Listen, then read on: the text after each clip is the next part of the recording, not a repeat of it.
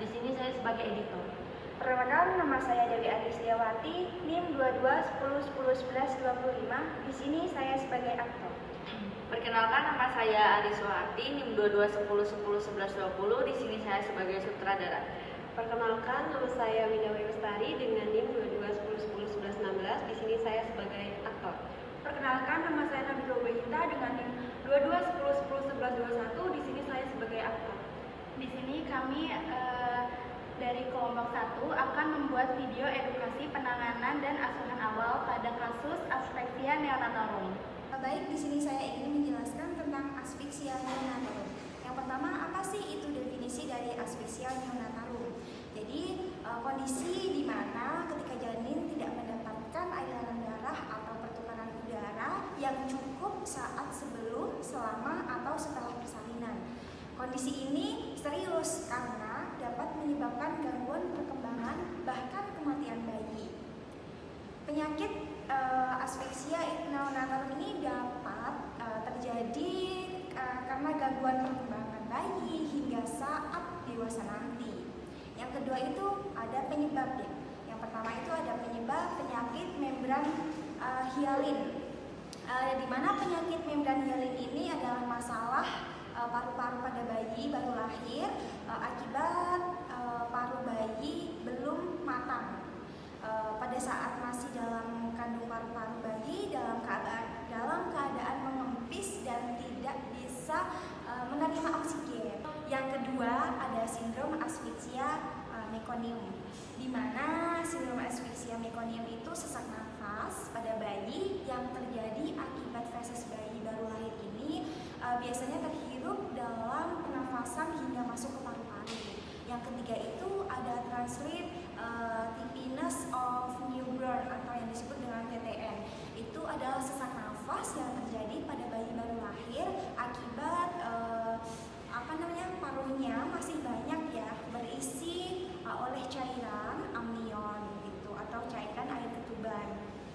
Selanjutnya yang keempat itu ada pneumonia, di mana pneumonia ini baru lahir sehingga paru tidak dapat mengambil oksigen. Faktor risiko yang dapat menyebabkan asfiksia neonatorum antara lain, yang pertama, darah tinggi pada ibu, kemudian yang kedua, cairan ketuban terdapat warna keruh, yang ketiga, persalinan lama lebih dari 24 jam, yang keempat, gawat janin, yang kelima, perdarahan selama kehamilan, yang keenam, berat badan bayi lahir rendah atau BBLR, yang ketujuh, kelahiran prematur, kemudian kedelapan, persalinan menggunakan alat bantu, yang kesembilan, diabetes mellitus saat hamil. Rencana asuhan pada asfiksia neonatorum.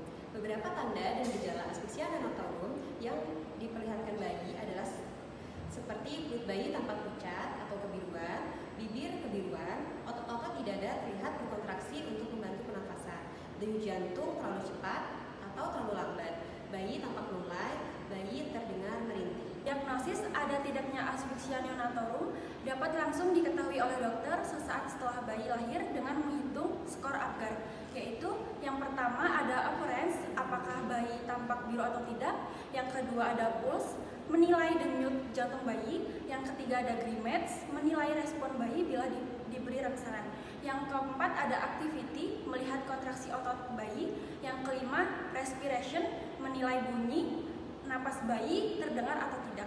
Masing-masing komponen tersebut diberi skor 0, 1, 2. Semakin baik kondisi bayi, skor Apgar semakin tinggi. Seorang bayi dianggap mengalami asfiksia neonatorum bila skor Apgar di bawah angka 7. Selain pemeriksaan skor Apgar, umumnya foto ronsen dada juga akan dilakukan untuk membantu mengetahui lebih detail penyebab asfiksia neonatorum. Lalu ada pengobatan. Cara mengobati asfiksia neonatorum yaitu berbeda-beda, bergantung pada penyebabnya.